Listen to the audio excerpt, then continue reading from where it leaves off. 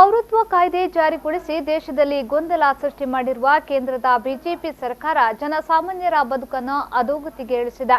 Note ಬ್ಯಾನ್ನಿಂದ ಹಿಡಿದು ಹಲವಾರು ಮಾರಕ ಕಾಯ್ದೆಗಳನ್ನು ತರುವ ಮೂಲಕ ಧರ್ಮ ಜನಾಂಗಗಳನ್ನು ತುಳಿಯುವ ಕೆಲಸ ನಡೆಸುತ್ತಿದೆ. ಇಂದು ದೇಶವನ್ನ ಉಳಿಸಲು ಎರಡನೇ ಸ್ವಾತಂತ್ರ್ಯ ಸಂಗ್ರಾಮ ಅನಿವಾರ್ಯವಾಗಿದೆ ಎಂದು ಕಾಂಗ್ರೆಸ್ ಮುಖಂಡ ಕಾವು ಹೇಮನಾಥ್ ಶೆಟ್ಟಿ ಹೇಳಿದರು.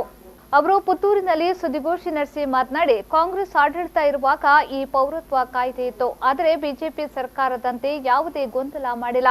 ಪೌರತ್ವ ಕಾಯ್ದೆಯ ವಿರುದ್ಧ ದೇಶದಲ್ಲಿ ಇಷ್ಟೊಂದು ಪ್ರತಿಭಟನೆಗಳು ನಡೆಯುತ್ತಿದ್ದರೂ ಕೇಂದ್ರ ಸರ್ಕಾರ ಯಾವುದೇ ಸ್ಪಂದನೆ ನೀಡಿಲ್ಲ. ತುರ್ತು ಪರಿಸ್ಥಿತಿಗಿಂತಲೂ ಹೀನ ಪರಿಸ್ಥಿತಿ ದೇಶದಲ್ಲಿ ನಿರ್ಮಾಣವಾಗಿದೆ. ದೇಶದ ಪ್ರಜೆಗಳಲ್ಲಿ ಅಭದ್ರತೆ ಕಾಡುತ್ತಿದೆ. ಕೇಂದ್ರ ಸರ್ಕಾರ ತಕ್ಷಣ ಈ ಪೌರತ್ವ ಕಾಯ್ದೆಯನ್ನ ಹಿಂಪಡೆಯಬೇಕು ಎಂದು ಆಗ್ರಹಿಸಿದರು.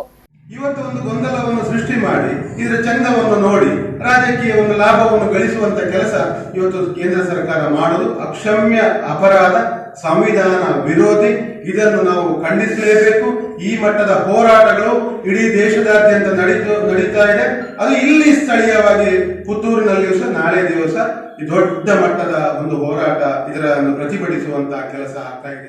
ಸುದ್ದಿಗೋಷ್ಠಿಯಲ್ಲಿ ಯುವ ಕಾಂಗ್ರೆಸ್ ಅಧ್ಯಕ್ಷ ಯುಟಿ ತೌಸೀಫ್, ಕಾಂಗ್ರೆಸ್ ಮುಖಂಡರಾದ ಲ್ಯಾನ್ಸಿ ಮಸ್ಕರೇನಸ್, ಅನ್ವರ್ ಕಾಸಿಂ, ಹನೀಫ್ ಬೊಗ್ಗುಮೂಲೆ ಹಾಜರಿದ್ದರು.